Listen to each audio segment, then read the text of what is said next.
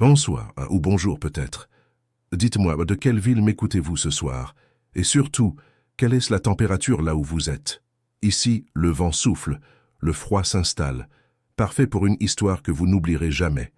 L'automne de 1823 s'abattait sur la Normandie comme une malédiction silencieuse. Les feuilles mortes formaient un tapis brunâtre sur les chemins de terre battue, et le vent portait cette odeur particulière de décomposition végétale mêlée à l'humidité des sous-bois.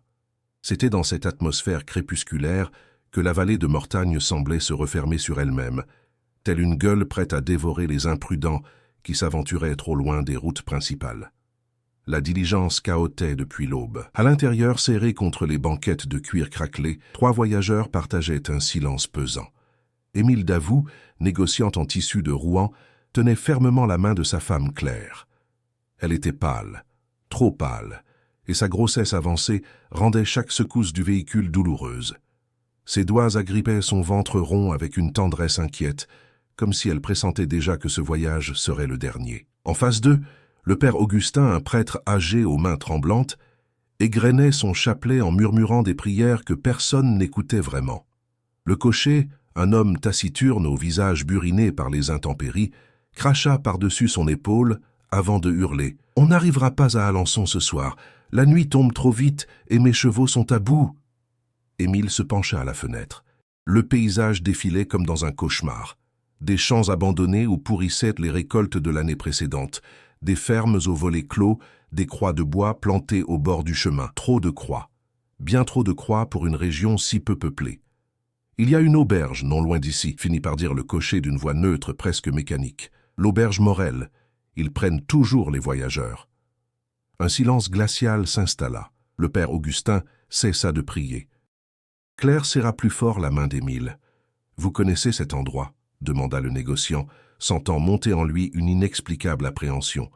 Le cocher ne répondit pas immédiatement. Ses épaules se raidirent, et lorsqu'il parla à nouveau, sa voix avait perdu toute humanité. « On dit que c'est une famille hospitalière, très hospitalière. Personne ne s'est jamais plaint. » Cette dernière phrase résonna comme une sentence. La diligence obliqua vers un chemin secondaire envahi par les ronces. Les arbres se resserraient, formant une voûte oppressante au-dessus d'eux. L'air se chargeait d'humidité et une odeur étrange commença à s'insinuer dans l'habitacle, quelque chose entre la terre fraîchement remuée et le fer rouillé. Claire porta un mouchoir à son nez, luttant contre une nausée soudaine. Puis, au détour d'un virage, l'auberge apparut. C'était une bâtisse massive de pierres grises, aux contours flous dans la brume montante. 3 étages de fenêtres étroites, certaines obstruées par des planches vermoulues. Une seule cheminée crachait une fumée noire et épaisse, qui ne montait pas vers le ciel, mais semblait ramper le long des murs comme une créature vivante. Le toit d'ardoise était percé à plusieurs endroits, laissant entrevoir une charpente noircie par d'anciens incendies jamais tout à fait éteints. Devant le porche de bois massif se tenait une femme, grande, trop grande, vêtue d'une robe noire délavée qui traînait dans la boue. Ses cheveux, d'un gris sale, étaient tirés en un chignon si serré que son visage semblait étiré, presque décharné, mais c'était son sourire qui glaçait le sang. Trop large, découvrant des dents trop petites, trop espacées, comme celles d'un enfant dans une bouche d'adulte. « Bonsoir, bonsoir » lança-t-elle d'une voix chantante, presque enfantine. « Vous arrivez à point nommé. Mon mari va s'occuper de vos chevaux. Entrez, entrez donc. La soupe est prête et les chambres sont faites. » Le cocher descendit de son siège sans un mot, sans un regard vers ses passagers. Il détela les chevaux avec des gestes mécaniques et les conduisit vers une écurie dont la porte grinça comme un râle d'agonie. Émile aida Claire à descendre. Le père Augustin resta figé sur la marche de la diligence, son chapelet toujours serré entre ses doigts blanchis. « Mon père » appela la femme, son sourire s'élargissant encore. « N'ayez pas peur, Dieu veille sur cette maison. » Le prêtre descendit enfin, mais ses lèvres tremblaient. Il avait reconnu quelque chose qu'il aurait préféré ne jamais revoir. À l'intérieur, l'auberge ressemblait à toutes les auberges de campagne. Une grande salle commune avec une cheminée rugissante, des tables de bois grossièrement équarries, des bancs usés par des décennies de passage. Mais les détails trahissaient une étrangeté insidieuse. Les murs étaient recouverts de chaux blanches, appliqués avec tant d'insistance qu'on devinait des reliefs inégaux en dessous, comme si on avait voulu dissimuler quelque chose. Le sol de terre battue était parsemé de sueur fraîche, mais cette sueur sentait le sang séché. Un homme surgit d'une porte latérale. Trapu, le visage rougeau, un tablier de boucher taché de traînées brunâtres. Il s'essuyait les mains sur un chiffon grisâtre en souriant de toutes ses dents. « Bienvenue, bienvenue. Je suis Hervé Morel, le maître de maison. Ma femme, Marguerite, que vous avez déjà rencontrée. Et voici nos enfants, Anatole et Clémence. » Deux silhouettes émergèrent de l'ombre. Un garçon d'une quinzaine d'années, maigre, le regard fuyant, les cheveux collés au front par une sueur permanente. Et une fillette d'une dizaine d'années, aux yeux trop grands, trop fixes, qui ne sciait jamais. Elle tenait une poupée de chiffon dont la tête pendait mollement, comme si on l'avait étranglée. « Asseyez-vous, asseyez-vous » ordonna Hervé d'un ton qui ne souffrait aucune réplique. Le repas arrive. Claire s'assit avec difficulté, le souffle court. Émile resta debout, scrutant chaque recoin de la salle. Le père Augustin, lui, fixait la cheminée. Dans les flammes, il croyait voir des visages, des dizaines de visages hurlants. Marguerite Morel apporta une soupière fumante. Le liquide était d'un brun opaque, presque noir, avec des morceaux de viande flottant à la surface. L'odeur était forte, prenante, vaguement écœurante. « Mangez, mangez! Vous devez avoir faim après un si long voyage. » Émile plongea sa cuillère dans le bouillon. Il hésita. Quelque chose dans cette viande ne ressemblait à rien de connu. Trop tendre, trop fibreuse. Une texture qui rappelait, il reposa sa cuillère. « Nous ne sommes pas très affamés, en vérité. Ma femme a besoin de repos. » Le sourire de Marguerite se figea. Pendant une fraction de seconde, son visage se transforma. Les traits se durcirent. Les yeux devinrent deux fentes noires, pleines de haine et de faim. Puis le masque de l'hospitalité revint. « Bien sûr, bien sûr. Anatole, montre-leur leur chambre. » Le garçon se leva en silence et gravit l'escalier de bois qui gémissait sous chaque pas. Émile et Claire le suivirent, laissant le père Augustin seul avec la famille Morel. Le prêtre n'avait pas touché à son bol. Ses lèvres remuaient dans une prière silencieuse, mais aucun mot ne sortait. Il avait compris. Il avait enfin compris pourquoi tant de voyageurs disparaissaient dans cette vallée maudite. En haut de l'escalier, un couloir étroit et sombre s'étirait vers l'obscurité. Les portes étaient numérotées à la craie blanche, d'une écriture enfantine et tremblante. Anatole s'arrêta devant la porte numéro 3. « Voici votre chambre » murmura-t-il, sans regarder Émile dans les yeux. « Ne sortez pas la nuit, ne faites pas de bruit. Et surtout... » Il hésita comme s'il luttait contre lui-même. « Surtout, verrouillez bien la porte. » Avant qu'Émile puisse répondre, le garçon avait déjà disparu dans l'ombre du couloir. La chambre était spartiate, un lit au drap grisâtre, une table bancale, une cruche d'eau fêlée. Mais c'était le mur du fond qui attirait le regard. Il était couvert de marques, des griffures profondes, désespérées, comme si des dizaines de mains avaient tenté de creuser la pierre. Et au milieu de ces marques, gravées avec rage, un seul mot répété encore et encore, « Fuyez Claire », porta une main à sa bouche pour étouffer un cri. Émile referma la porte et poussa le verrou rouillé. Dehors, dans le couloir, des pas traînants commençaient à résonner. Lents, réguliers, inhumains. La nuit dans l'auberge Morel venait de commencer. Le silence qui régnait dans la chambre numéro 3 était plus oppressant qu'aucun bruit. Claire était allongée sur le lit, ses mains croisées sur son ventre gonflé, les yeux grands ouverts fixant le plafond où s'étendaient des taches d'humidité formant des motifs inquiétants.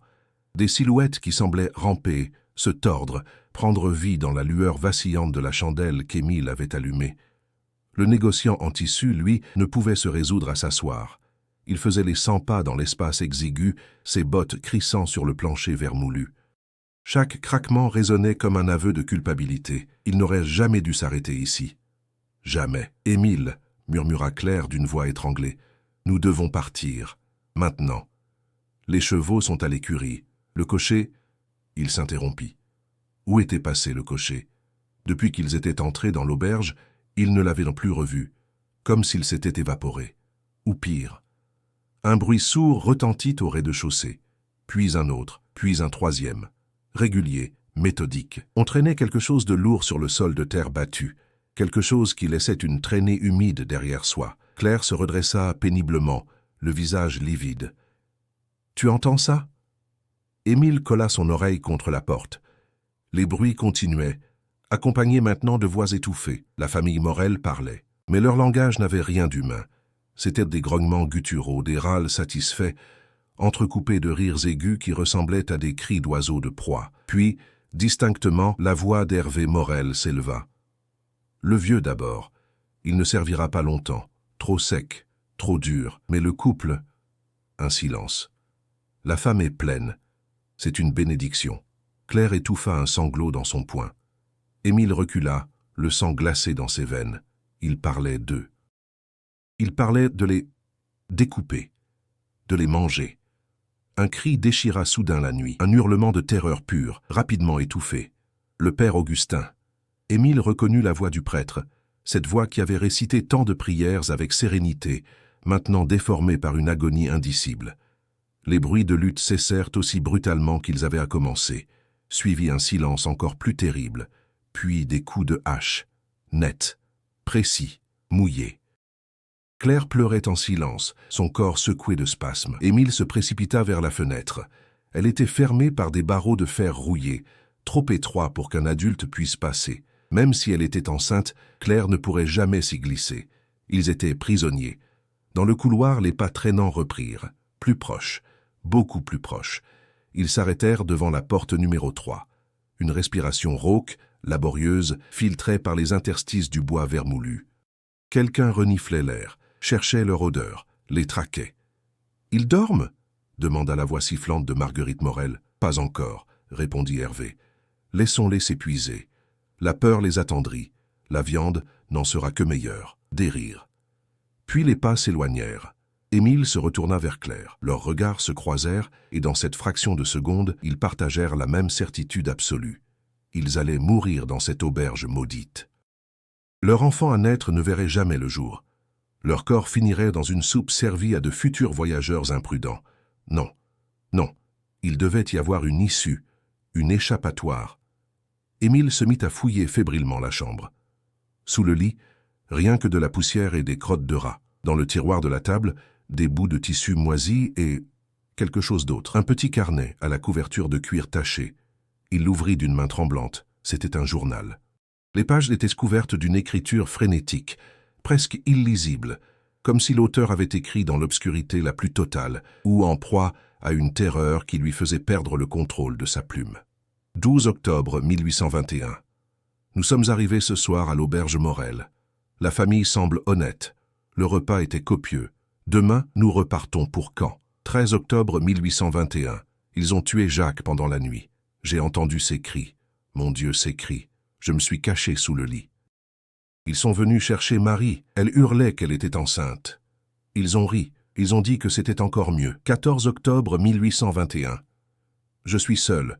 Ils m'ont laissé vivre pour que je vive l'attente, pour que la peur me détruise de l'intérieur. J'ai trouvé ce carnet dans la chambre. D'autres ont écrit avant moi. Des dizaines d'autres. Tous sont morts ici. Tous. Il y a un puits derrière l'auberge. C'est là qu'ils jettent les restes. Si quelqu'un lit ces lignes, sachez que la famille Morel, ce ne sont pas des humains. Ce sont des choses affamées. Et personne ne viendra vous sauver. La dernière page était couverte de taches brunâtres, du sang séché. Émile laissa tomber le carnet, les mains tremblantes. Claire le regardait, pétrifiée d'horreur. Combien de personnes sont mortes ici » murmura-t-elle. Émile ne répondit pas. Il n'y avait pas de réponse acceptable à cette question. Un nouveau bruit attira leur attention. Un grattement léger, presque imperceptible, contre le mur adjacent à leur chambre, comme des ongles sur la pierre, puis une voix, à peine audible, filtrant à travers la cloison. « Aidez-moi » Émile se figea. Claire porta une main à sa bouche. « S'il vous plaît, aidez-moi. » C'était une voix de femme, jeune, désespérée. « Ils m'ont gardée. Depuis 3 jours. J'ai mal, tellement mal. » Émile s'approcha du mur, posa sa paume contre la pierre froide. « Qui êtes-vous » ? « Hélène Dubois. Je voyageais avec mon frère. Ils l'ont tué le premier soir. Moi, ils me gardent. Pour plus tard. Parce que je suis... » Sa voix se brisa. « Parce que vous êtes quoi ?» demanda Émile, même s'il connaissait déjà la réponse. « Enceinte. » Le silence retomba comme une pierre tombale. « Ils gardent les femmes enceintes, » reprit Hélène dans un sanglot étouffé. « Ils nous nourrissent. Ils attendent que le ventre soit plus gros. » Et ensuite, Elle n'acheva pas. Elle n'eut pas besoin. « Il faut fuir, dit Émile, d'une voix ferme, tous les trois. Maintenant. »« Impossible, répondit Hélène. Ma porte est barrée de l'extérieur. Et même si je sortais, où irais-je? Ils connaissent chaque recoin de cette maison, chaque planche qui grince, chaque fenêtre. C'est leur territoire, leur terrain de chasse. Il doit y avoir un moyen. Il n'y en a pas. » Sa voix se durcit, empreinte d'une résignation qui glaçait le sang.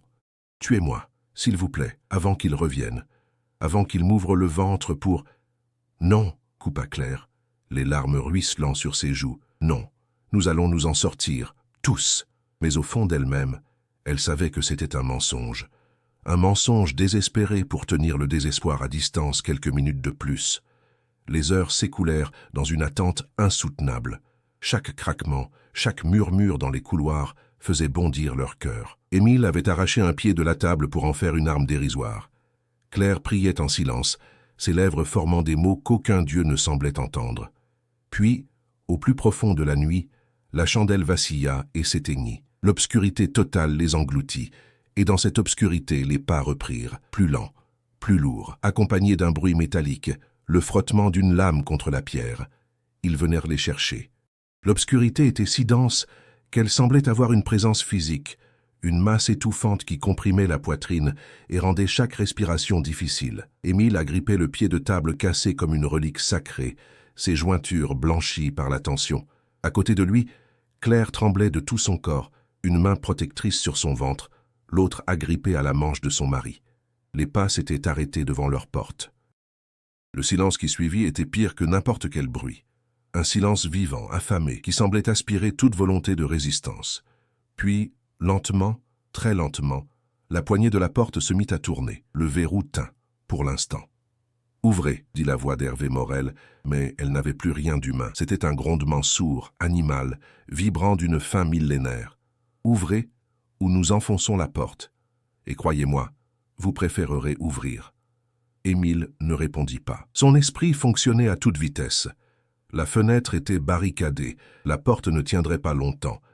Il n'y avait qu'une seule option, attaquer le premier, les prendre par surprise. « Quand ils entreront, » chuchota-t-il à Claire, « tu cours vers l'escalier et tu ne t'arrêtes pas, peu importe ce qui se passe, tu cours. Et toi? Je les retiens. Non. » Les doigts de Claire s'enfoncèrent dans son bras. « Je ne pars pas sans toi. Tu portes notre enfant. » Sa voix se brisa. « S'il te plaît, Claire, laisse-moi te sauver. » Un coup violent ébranla la porte, puis un autre. Le bois commença à se fendre. De l'autre côté du mur, Hélène se mit à crier « Mon Dieu, ils viennent aussi pour moi !» Les coups redoublèrent. Le verrou céda dans un craquement sinistre. La porte explosa. Hervé Morel se tenait dans l'embrasure, et ce qui restait d'humanité en lui avait disparu. Son visage était une grimace bestiale, les yeux injectés de sang, la bouche fendue jusqu'aux oreilles dans un sourire démoniaque. Dans sa main droite, il tenait un couperet de boucher maculé de traînées brunâtres. Derrière lui, Marguerite et Anatole, tout aussi transformés, grognaient d'anticipation. « Venez !» siffla Marguerite. « Venez à table, vous êtes les invités d'honneur. » Émile bondit en avant, avec un hurlement de rage et de terreur mêlée. Le pied de table fendit l'air et s'abattit sur l'épaule d'Hervé avec un bruit sec d'os brisés. L'homme recula en rugissant, mais ne tomba pas.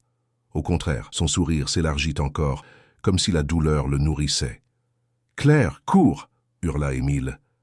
Elle hésita une fraction de seconde, cette fraction qui fait basculer les destins, puis se précipita vers la porte. Marguerite tenta de lui barrer le passage, mais Émile se jeta sur elle, la renversant dans un enchevêtrement de membres.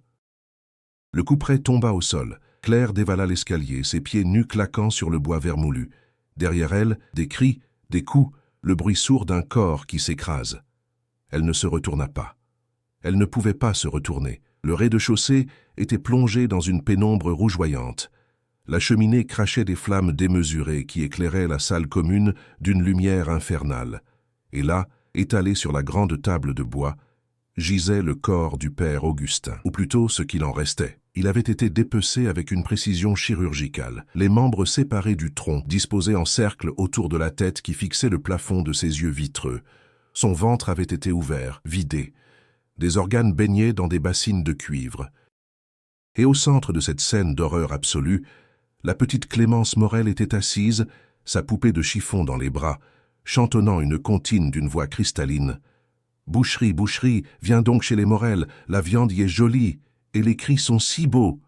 Claire tituba, le cœur au bord des lèvres. Ses jambes se dérobèrent. Elle s'effondra contre le mur. « Tu ne devrais pas être là », dit Clémence sans cesser de sourire.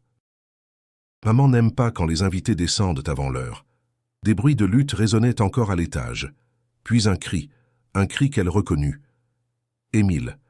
Émile, elle voulut remonter, mais ses jambes refusaient de lui obéir. Son ventre la tirait vers le bas, comme si l'enfant qu'elle portait comprenait le danger et cherchait à fuir par tous les moyens.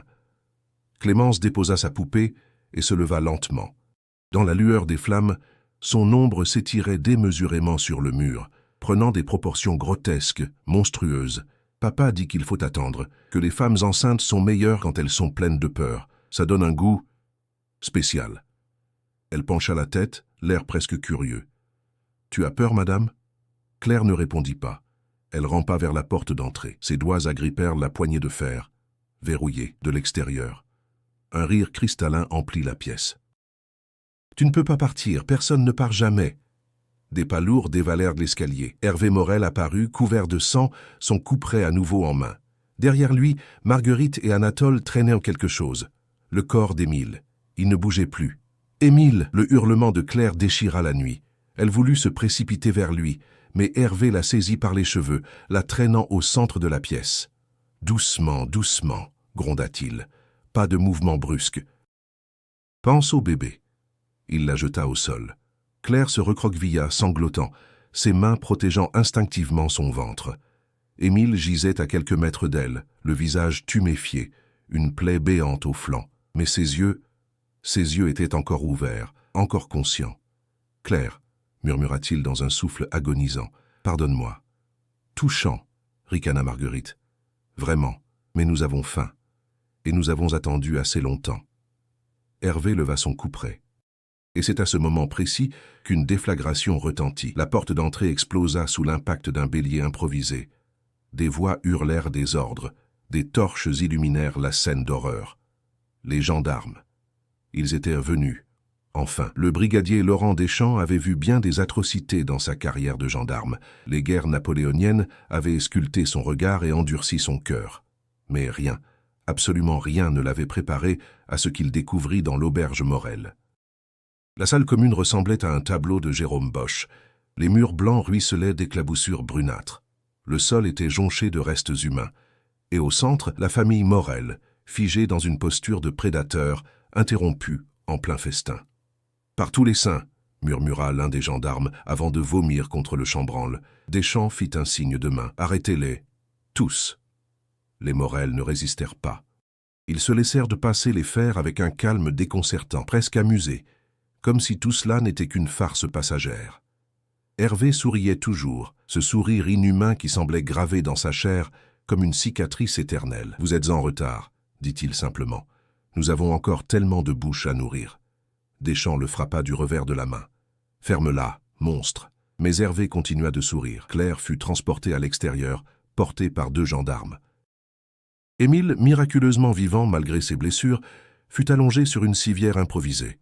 Le médecin militaire qui accompagnait l'expédition s'empressa de bander ses plaies, secouant la tête avec gravité. « Il a perdu beaucoup de sang. Je ne sais pas s'il passera la nuit. »« Il passera, » murmura Claire, agrippant la main inerte de son mari. « Il doit passer. » Dans la chambre adjacente à la leur, les gendarmes défoncèrent la porte barrée. Hélène Dubois fut trouvée recroquevillée dans un coin, le regard vide, murmurant des prières incohérentes. Son ventre était gonflé, difforme. Quand le médecin l'examina, son visage se décomposa. « Mon Dieu !» chuchota-t-il, « ils l'ont gavé. Comme une oie. » Hélène ne réagit pas. Son esprit s'était retiré quelque part où l'horreur ne pouvait plus l'atteindre, mais la véritable découverte attendait derrière l'auberge. Le puits. Deschamps s'en approcha avec une lanterne, le cœur battant. Une odeur pestilentielle s'en échappait, si forte qu'elle faisait pleurer les yeux. Il se pencha au-dessus du rebord de pierre moussue et descendit la lanterne au bout d'une corde. La lumière révéla l'impensable. Le puits n'avait pas de fond, ou plutôt son fond était constitué d'une masse compacte d'ossements humains. Des crânes par dizaines, des côtes enchevêtrées, des fémurs brisés. Certains étaient de blanc, rongés par le temps. D'autres encore teintés de chair putréfiée. Et tout au fond, dans la boue noirâtre, des lambeaux de vêtements délavés flottaient comme des drapeaux de la mort. « Combien ?» demanda un jeune gendarme d'une voix tremblante. « Combien de personnes ?» Deschamps recula du puits, le visage livide. Des dizaines, peut-être des centaines, depuis des années, peut-être des décennies. Un silence pesant s'abattit sur le groupe. « Fouille complète », ordonna le brigadier. « Je veux chaque recoin de cette maison inspecté, chaque planche soulevée, chaque mur sondé. » Ce qu'ils trouvèrent dans les heures qui suivirent dépassa l'entendement. Le cellier, sous la cuisine, avait été transformé en chambre froide. Des crochets de boucher pendaient du plafond, certains encore garnis de morceaux de viande humaine soigneusement découpés. Des tonneaux de saumure contenaient des membres conservés. Des bocaux remplis de graisse jaunâtre tapissaient les étagères. Dans une remise adjacente, ils découvrirent des vêtements. Des centaines de vêtements pliés, classés par taille et par sexe. Vestes d'hommes, robes de femmes, habits d'enfants. Chacun racontait l'histoire d'une vie interrompue, d'un voyageur qui avait fait confiance à l'hospitalité normande et y avait perdu bien plus qu'une nuit de sommeil. Mais la découverte la plus glaçante fut faite dans la chambre de Clémence. Sous son lit, dans une boîte en bois ornée de dessins naïfs, les gendarmes trouvèrent une collection macabre. Des doigts desséchés, enfilés sur des ficelles comme des perles, des dents d'enfant dans un petit sac de velours, et un journal intime, rédigé d'une écriture appliquée, presque studieuse. Deschamps le feuilleta, les mains tremblantes. Les entrées remontaient à 3 ans, 3 janvier 1821. « Papa a tué un monsieur aujourd'hui. Il criait beaucoup. Maman m'a dit de ne pas regarder, mais j'ai regardé quand même. Le sang fait de beaux dessins sur le sol. 15 mars 1821. On a eu une dame avec un bébé dans le ventre. Papa dit que c'est la meilleure viande. Anatole et moi, on a eu les doigts. C'est ma partie préférée. Ils sont tout petits et tendres. 22 septembre 1822. J'ai compté. On a mangé 47 personnes depuis que je sais écrire. Maman dit que c'est important de compter. Que chaque vie a de la valeur, même quand on la mange. » Le journal tomba des mains de Deschamps. Il se retourna vers Clémence, assise dans un coin de la salle commune, sa poupée serrée contre sa poitrine. Elle fredonnait toujours sa comptine, indifférente au chaos qui l'entourait. « Petite, » dit-il d'une voix blanche. « Pourquoi avez-vous fait ça ?» Clémence leva vers lui ses grands yeux innocents. « Parce qu'on avait faim. Vous pouviez cultiver la terre, élever des animaux. Mais les gens ont meilleur goût. » Elle sourit, découvrant ses petites dents blanches. « Papa dit que c'est naturel, que les forts mangent les faibles, comme les loups mangent les moutons. » Deschamps recula, l'estomac retourné. Cet enfant, cette créature en forme d'enfant, avait perdu toute humanité, si elle en avait jamais eu une. À l'aube, le procureur de la République arriva de Caen avec une escorte. La nouvelle de la découverte s'était répandue comme une traînée de poudre. Les villageois des hameaux voisins affluaient, certains pour confirmer la disparition de proches, d'autres simplement attirés par le spectacle morbide.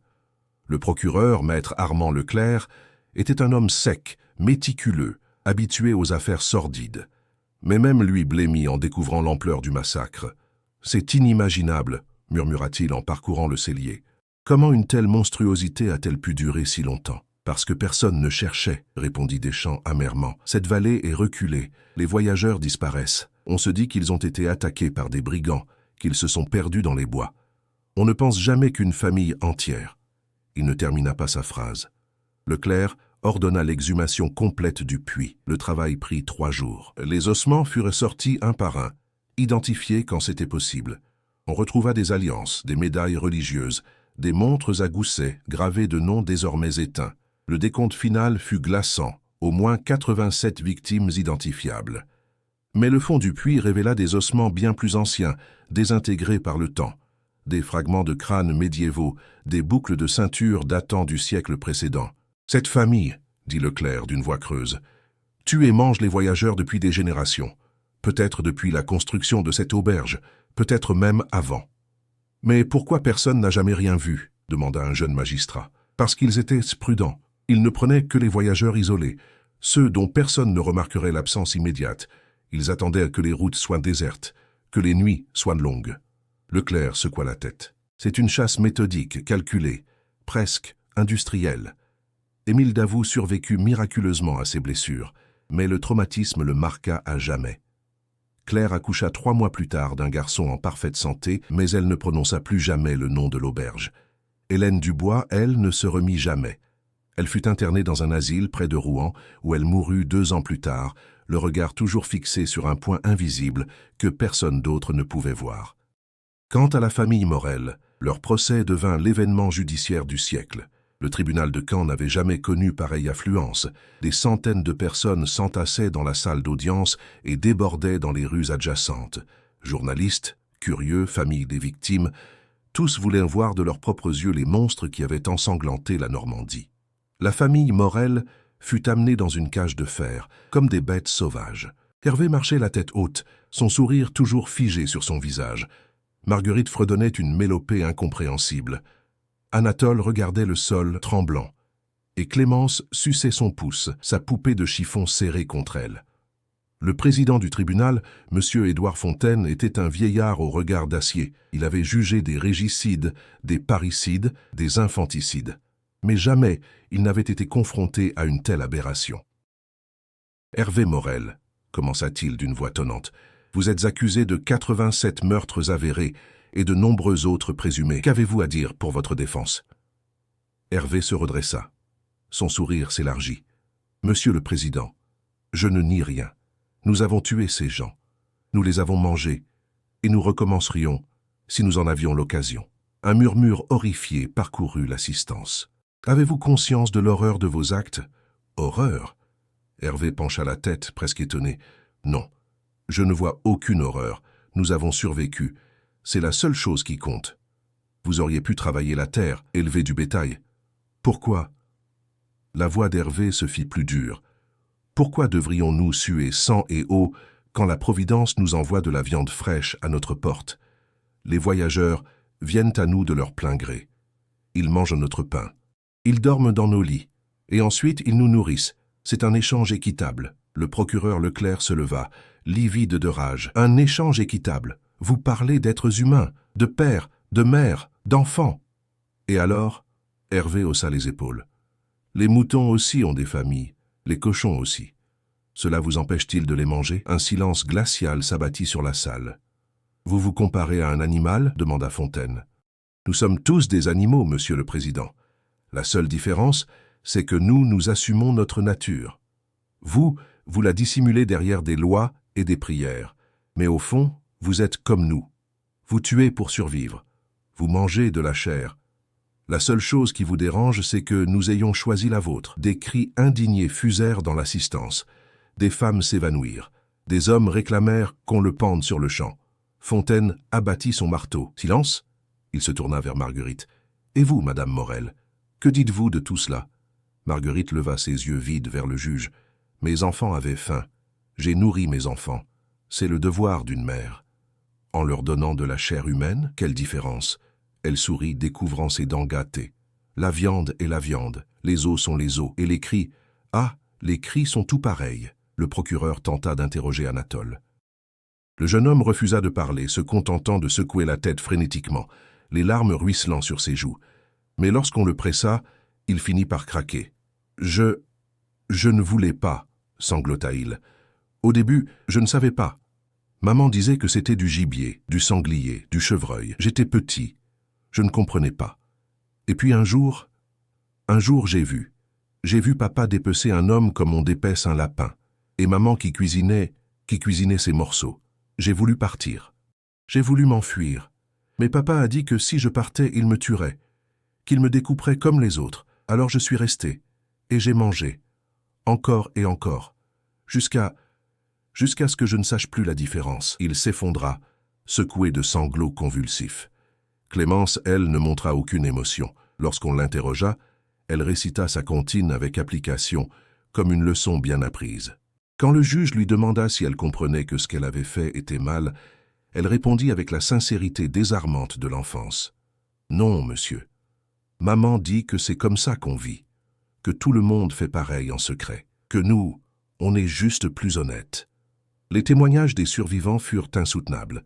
Émile Davout, encore faible, raconta la nuit d'horreur. Claire, le visage fermé, décrivit les cris du père Augustin. D'autres témoins émergèrent, des gens qui avaient entendu des rumeurs, vu des choses étranges, mais n'avaient jamais osé parler. Un paysan avoua avoir trouvé des ossements dans son champ, non loin de l'auberge. Il les avait enterrés en silence, se convainquant que c'étaient des restes animaux. Un colporteur raconta qu'un soir, passant près de l'auberge, il avait entendu des cris, mais il avait continué son chemin, se disant que ce n'était pas ses affaires. Une femme de ménage qui avait brièvement travaillé pour les Morel témoigna qu'elle avait trouvé des dents humaines dans le jardin. Quand elle avait interrogé Marguerite, celle-ci avait ri et dit que c'était des restes du dîner. Le procès dura 3 semaines. Chaque jour révélait de nouvelles horreurs, de nouveaux détails qui glaçaient le sang. On apprit que les Morel vendaient parfois de la viande de gibier aux auberges voisines, que certains villageois avaient peut-être, sans le savoir, goûté à la chair de leurs voisins disparus. La presse s'empara de l'affaire. Les journaux titraient « Les ogres de Normandie, la famille cannibale, l'auberge de l'enfer ». Des gravures terrifiantes circulaient, représentant les Morel en créatures démoniaques dévorant des innocents. Finalement, le verdict tomba. Hervé et Marguerite Morel furent condamnés à mort par pendaison. Anatole, considéré comme partiellement victime de son éducation monstrueuse, fut condamné aux travaux forcés à perpétuité. Quant à Clémence, l'enfant que personne ne savait comment juger, elle fut placée dans un couvent isolé, loin de toute civilisation, où elle passerait le reste de sa vie en prière et en pénitence. Le jour de l'exécution, une foule immense se massa sur la place publique. Hervé et Marguerite montèrent à l'échafaud sans résistance. Jusqu'au dernier moment, Hervé souriait. Ses derniers mots furent « Vous pouvez nous tuer, mais vous ne tuerez pas la faim. Elle reviendra. Elle revient toujours. » La trappe s'ouvrit. Les corps tombèrent. Mais le sourire d'Hervé, disent les témoins, resta figé, même dans la mort. L'auberge Morel fut détruite pierre par pierre. Chaque mur fut abattu, chaque poutre brûlée. Le puits fut comblé avec de la terre et du mortier, scellé par une dalle de pierre gravée d'une croix et d'une prière latine. Requiescant in pace, et ne reveniant numquam, qu'ils reposent en paix et ne reviennent jamais. Mais la destruction physique ne suffit pas à effacer la mémoire. Les paysans qui cultivaient les terres alentours refusèrent d'y retourner. Leurs champs, autrefois fertiles, devinrent stériles. Rien n'y poussait plus, comme si la terre elle-même avait été souillée par le sang versé. Des rumeurs commencèrent à circuler. On disait que les nuits de tempête, des lumières s'allumaient sur l'emplacement de l'ancienne auberge, des lueurs tremblotantes, comme des chandelles portées par des mains invisibles. On disait qu'on entendait des cris, des appels au secours étouffés venant de sous la terre. On disait que ceux qui s'aventuraient trop près de l'endroit maudit revenaient changés, le regard vide, l'appétit perturbé. Certains développaient un dégoût soudain pour la viande. D'autres, au contraire, ne pouvaient plus s'en passer, mangeant des quantités monstrueuses comme possédés par une faim insatiable. Émile et Claire Davout quittèrent la Normandie. Ils s'installèrent à Lyon, où Émile reprit son commerce. Mais il ne fut plus jamais le même homme. Les cauchemars le hantaient chaque nuit. Il revoyait le sourire d'Hervé, entendait les cris du père Augustin, sentait l'odeur du sang. Claire, elle, développa une phobie de la nourriture. Elle ne mangeait plus que du pain et des légumes bouillis. L'idée même de viande la faisait vomir. Leur fils grandit dans une maison silencieuse, où l'on ne prononçait jamais certains mots, où certaines questions restaient éternellement sans réponse. Anatole Morel ne survécut que 2 ans aux travaux forcés. On le retrouva pendu dans sa cellule, ayant utilisé les draps de son lit pour se confectionner une corde. Sur le mur, il avait gravé avec ses ongles un seul mot, répété 100 fois, « Pardon ». Clémence, l'enfant cannibale, vécut jusqu'à l'âge de 63 ans dans le couvent de Notre-Dame des Suppliques. Elle ne parla plus jamais après le procès. Les religieuses qui s'occupaient d'elle racontaient qu'elle passait ses journées à fixer les murs, fredonnant parfois sa comptine maudite dans un murmure à peine audible. À sa mort, on trouva sous son matelas une collection macabre, des ossements d'oiseaux, de souris, de rats, minutieusement nettoyés et rangés dans des petites boîtes. Elle avait continué à collectionner les morts, même dans son isolement forcé. Les archives officielles de l'affaire Morel furent scellées en 1830, jugées trop perturbantes pour la moralité publique. Elles disparurent dans les sous-sols du ministère de la Justice, où elles se couvrirent de poussière et d'oubli. Mais l'oubli n'est jamais total. En 1847, un journaliste tenta de rouvrir le dossier. Il se rendit sur les lieux de l'ancienne auberge. On ne le revit jamais. Ces notes, retrouvées des semaines plus tard dans un fossé, ne contenaient qu'une phrase griffonnée frénétiquement. Ils sont encore là. Ils attendent. En 1872, une nouvelle auberge fut construite à quelques kilomètres de l'emplacement maudit. Elle prospéra pendant 3 ans. Puis les voyageurs commencèrent à se plaindre. La nourriture avait un goût étrange. Les chambres sentaient le fer et la terre. Des bruits résonnaient dans les murs. L'auberge ferma en 1875. Elle ne rouvrit jamais. En 1901, au tournant du nouveau siècle, un folkloriste parcourut la Normandie pour recueillir les légendes locales. Les vieux paysans lui racontèrent l'histoire de la famille Morel, mais en la transformant en conte fantastique. Les cannibales devinrent des loups-garous. Le puits devint un portail vers l'enfer. La réalité était trop atroce pour être racontée telle qu'elle. Le folkloriste nota tout, fasciné. Mais il ajouta dans ses conclusions, « Derrière chaque légende se cache une vérité. Et la vérité de la vallée de Mortagne est peut-être plus terrible que tous les contes que j'ai pu entendre. » Aujourd'hui, en 2025, l'emplacement de l'auberge Morel est un terrain vague envahi par les ronces. Personne ne le cultive. Personne n'y construit. Les promoteurs immobiliers qui ont tenté d'acquérir le terrain se sont heurtés à une résistance inexplicable. Accidents inexpliqués sur le chantier, ouvriers refusant de travailler, matériel disparaissant mystérieusement. Les habitants de la région ne parlent plus de l'auberge. Mais les nuits de novembre, quand le vent hurle dans la vallée, quand la brume monte des champs, certains jurent voir des ombres près du terrain maudit, des silhouettes debout, immobiles, tournées vers la route, comme si elles attendaient, comme si elles avaient toujours faim. Et parfois, très rarement, un voyageur égaré s'arrête au bord de ce terrain vague. Il sent une odeur familière, réconfortante. Une odeur de soupe fumante, de pain frais, de foyer accueillant. Il fait quelques pas, puis quelques autres, et il disparaît dans la brume. On ne le revoit jamais, parce que l'auberge Morel, bien qu'en ruine, n'a jamais vraiment fermé ses portes. Elle attend patiemment, éternellement, car la faim, comme l'avait dit Hervé Morel dans ses derniers mots, ne meurt jamais. Elle sommeille, elle guette. Et quand les conditions sont réunies, quand un voyageur trop naïf s'aventure trop loin des sentiers battus, elle se réveille et elle dévore. Fin note de l'auteur. Cette histoire, bien que largement fictionnalisée, s'inspire de faits réels qui ont ensanglanté la France rurale du XIXe siècle. Plusieurs familles d'aubergistes furent effectivement arrêtées et exécutées pour des crimes similaires, bien que les détails aient été souvent exagérés ou déformés par la presse sensationnaliste de l'époque. La frontière entre la légende et la réalité reste, aujourd'hui encore, floue et troublante. Que les âmes des victimes reposent en paix, et que leur histoire serve d'avertissement. L'horreur ne porte pas toujours un visage monstrueux. Parfois, elle porte le masque de